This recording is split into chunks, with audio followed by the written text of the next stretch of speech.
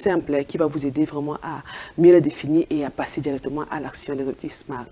L'objectif, c'est quoi? C'est les résultats qu'on se fixe, qu'on souhaite atteindre en fait, à terme, à un temps bien précis, pour faire simplement définir.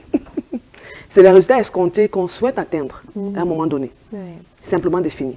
Maintenant, vous pouvez aller taper sur Internet, vous pouvez aller dans votre dictionnaire Larousse pour aller plus en profondeur, mais simplement définir pour permettre aux commandes des mortels, aux téléspectateurs lambda de comprendre.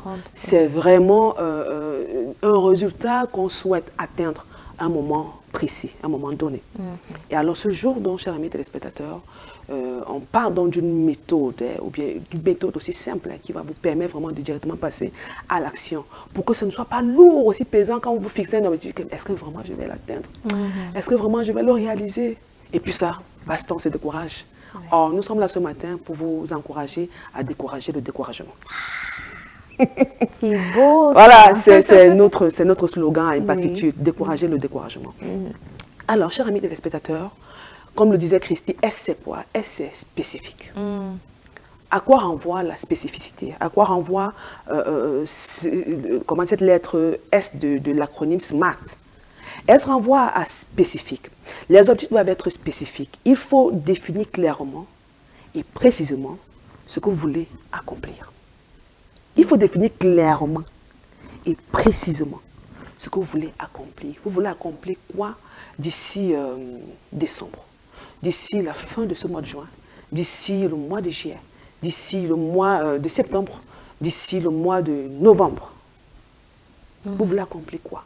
Alors, comme j'aime prendre cet exemple du domaine de la santé, vous savez, le développement personnel, c'est ce processus mis en place pour s'améliorer au quotidien dans tous les domaines de sa vie. Et vraiment, la santé, si vraiment on est diminué physiquement, si on est malade, si on est alité, il serait difficile, vous convenez avec moi, difficile vraiment de pouvoir se réaliser. Donc, je vais m'appesantir un tant soit peu sur le domaine de la santé. Parfois, on ne prend pas soin de notre hygiène alimentaire. Et c'est le déclencheur de beaucoup de maladies. Et parfois, vous savez, on disait encore mercredi, la constance est, comment dire, ce qui va vous permettre vraiment de pouvoir atteindre votre objectif. Je vais revenir là-dessus à la fin.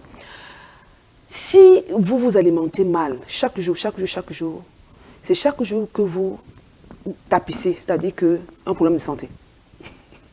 Ça s'installe et c'est sur la durée et que cela va prendre, c'est-à-dire va se présenter de façon réelle. Mais ça aura pris du temps du fait que vous ayez développé une mauvaise hygiène alimentaire, une mauvaise hygiène de vie, une indiscipline alimentaire. Peut-être vous êtes en surpoids. L'objectif spécifique donc sera quoi? Perdre du poids. Voilà la spécificité. Perdre du poids au terme de cette année 2025. Maintenant, la deuxième lettre de l'acronyme SMART, M, mesurable. Ça veut dire quoi en d'autres termes? Il faut quantifier. Il faut quantifier vos objectifs pour pouvoir les évaluer. Parce que les objectifs s'évaluent. On va voir ça à la fin quand on va parler des conseils.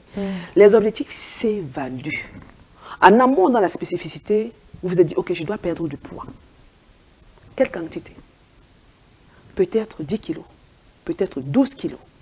Il faut être précis, clairement défini, précisément énoncé et quantifiable. Je dois perdre au terme de cette année 2025 12 kilos. Voilà une quantité. C'est quantifié vraiment et ce sera facilement évaluable. Maintenant, avec la troisième lettre de l'acronyme SMART, A, vos objectifs doivent être atteignables.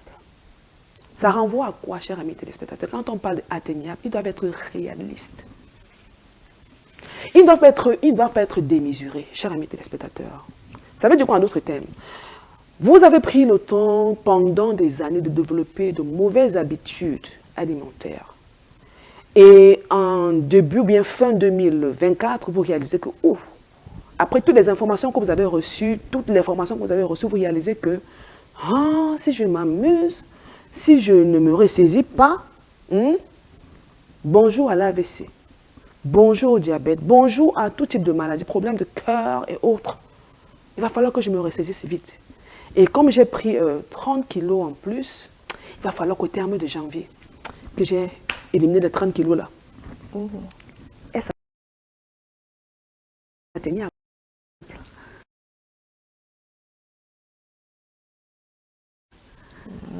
Hein? Il faudrait que ce soit réaliste.